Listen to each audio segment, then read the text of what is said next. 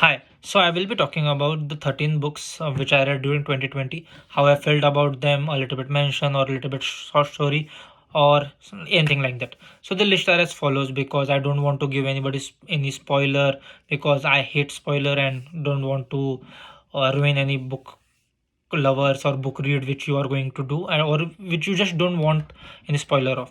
So I read these 13 books.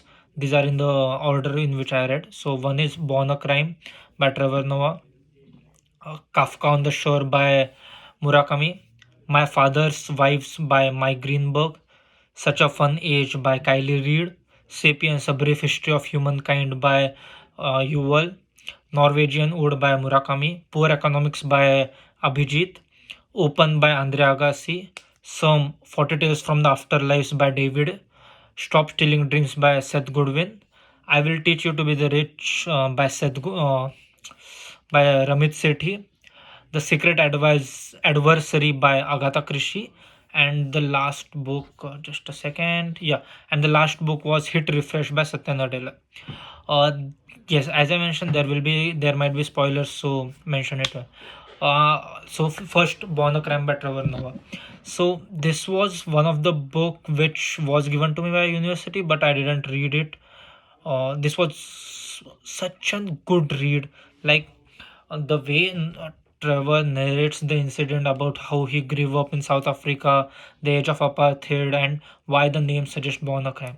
So the born a crime suggests because at that age, having a kid with a white man, an interracial marriage was frowned upon. Not only frowned upon, it was kind of a crime. That's why born a crime. And this narrates a beautiful thing how she parented and how actually he brought up the hustle he did and how he grew up. There was one very interesting incident in that book which touched my heart for one reason, for some reason. So that was during the climax of the book, Trevor Noah got shot, and his brother frantically calls him that, oh, this my mother, our mother is shot, please come. So as a dutiful son, he rushes, takes care of the insurance. There is a little bit story of the about the insurance, but let's not go into that. And then his mother, which just fortunately survives due to luck and everything, because the bullet just uh, touches her and doesn't destroy any vital organs. So she says that Lord is with us or the God is with us. I'm just paraphrasing, but Trevor says the God didn't save you, the doctors did, or I did. Okay, like that. Now, this is a very beautiful reply which she says, but God sent you to me to help. I don't know why it got touched, but that was one of the touching moments. So, moving ahead, Kafka on the Shore. This book was gifted to me while I was coming here by Tanvi, and this was such a good read. Like, I was so mesmerized, like the way the author narrates. I have saved multiple quotes and other things, even highlighted of the stuff, and this is one of the book I might go again to read because this was such a great book. But if you ask me to narrate the book or to give you a glimpse, I don't recall, but one of the very good read which is worth going back after few years just to reread and to get more of the text which narrated by Murakami. Then we go to the My Father's Wives by Mike Greenberg. So the context of this third book is he thinks his wife is cheating, but he just thinks, okay, and now he doesn't want to actually confront because what if he might be wrong, or he doesn't want to confront because he is daring to his relationship. And so that's why, to get a good guidance, he went to the his father's the multiple wives. Now here is the interesting thing. Although this context was set up, we as a reader are went through a different phases of the author, how he feels, how the life should be, different things he learn, and overall, an entire book by the climax is a wonderful journey about kind of things they learn, the grief, the good things, the bad things, and many more things. Okay, so a good read, a light read, And the reason I got this read this book was, it was not in my to-do list or somebody recommended, but I saw found this book sitting idle in my roommate's desk, and I was just chatting, and why not, let's read it. So yeah, that was a little bit of story. So moving on, the fourth book, Such a Fun Age by Kylie Reid. This book was suggested to my be by some WordPress blog, or I don't remember, but a very light read, but a very realistic take. So this the book deals about racism, how it is perceived, uh, how the international marriage or bonding is perceived, and overall a good page turning thriller. But I was swamped by how it ended and the climax. Like, kudos to you. It was, I didn't expect that to be there. It was a nice setup. Like, I went back and saw whether it was a, no, like a sudden on the face movement, or it was set up. It was set up, but like it was a good thing to be surprised, let's say that way. Okay, so moving on. So my fifth book I read was Sapiens: A Brief History of Humankind. This book deals about the way to many earlier stages, how we evolved from sapiens, Homo sapiens, Homo sapiens, and how the Earth came into existence, how people migrated, what are the habits we picked, and overall a good storytelling perspective about the history, so you don't feel bogged down by the, by the sorry, let me rephrase, so you don't become bogged down by some kind of history lesson going on, or maybe some professor teaching you like that. Nothing like that, because it's a storytelling mechanism. I found it a little bit too dumbed down, sorry if it offends anyone, but too simplistic, and some of the things which I found was good as in storytelling perspective, but it didn't vibe with me. Okay, so moving forward, sixth book I read was Norwegian Wood by same Murakami. I found Norwegian Wood way too deeper than Kafka on the Shore. A thrilling read and enthralling suspense, but similar to Kafka on the Shore, if you ask me to narrate, I won't be able to narrate. But Norwegian Wood holds a special place in my heart.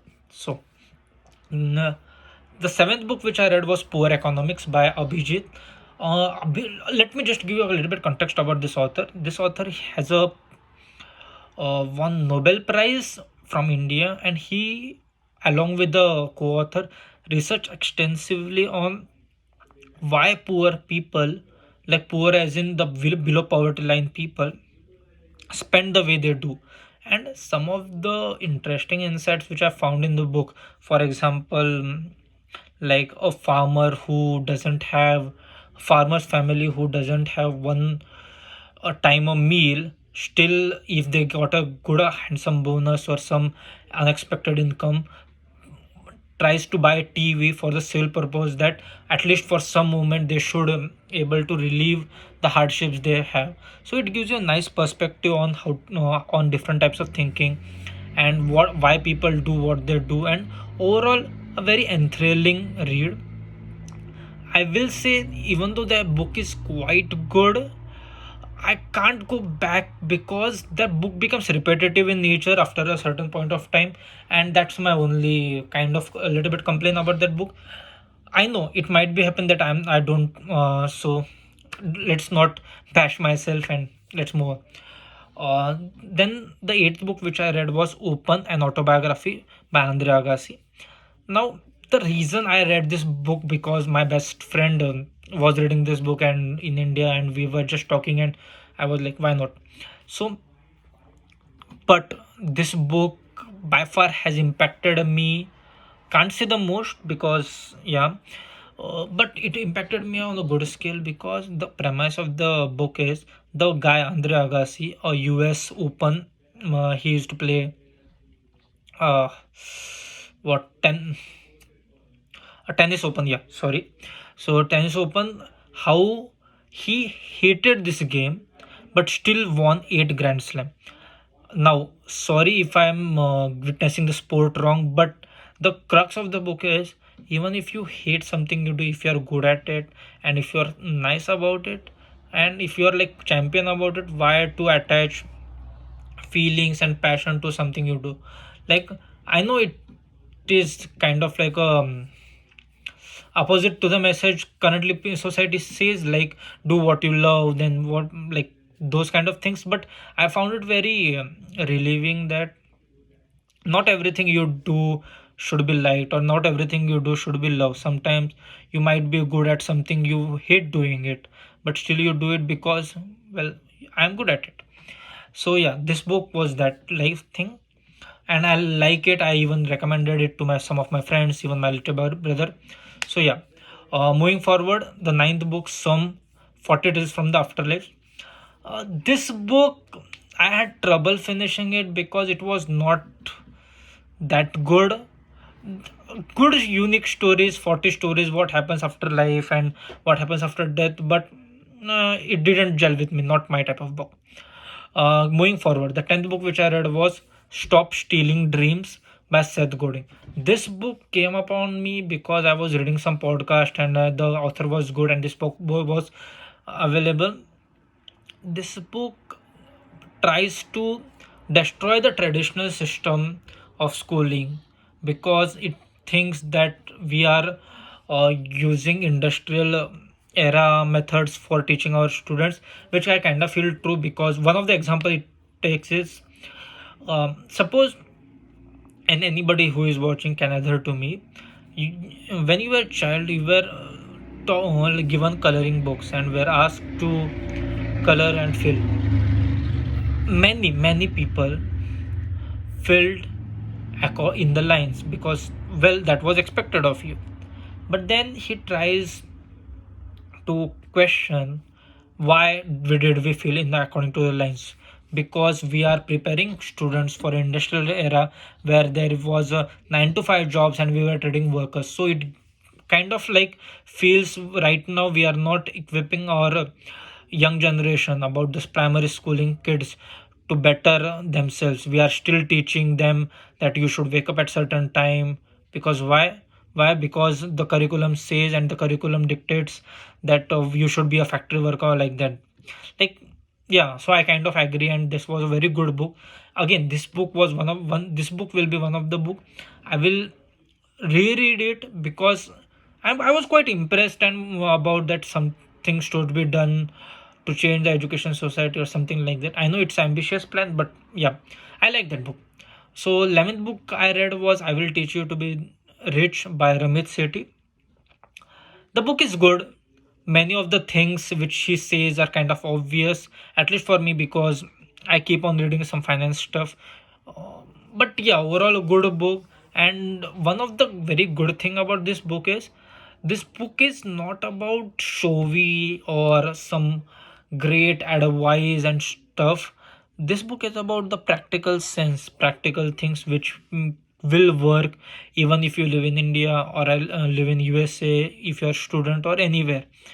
This book, rather than emphasizing upon changing mindset, like, I'm not saying changing mindset is not important, but rather than that, it focuses on, um, how do I say that?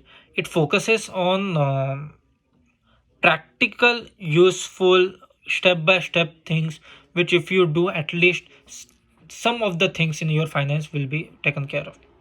Okay, so moving forward, a 12th book I have read was The Secret Adversary by Agatha Christie. This book I completed during my flight to San Francisco, and believe me, I didn't sleep in the entire flight. I was just reading about this book. This book is quite good, next level written, obviously by Agatha Christie, and overall a very good mystery novel. The last book which I ended my 2020 with was Hit Refresh by Satya Nadella. He emphasized, like he goes through how Microsoft got revamped under leadership of him, how the vision and everything.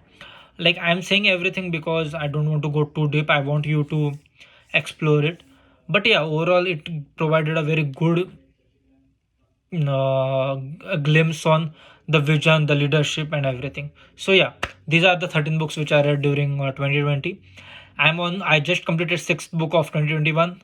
Hopefully I will hit my target. Fingers crossed. Bye bye.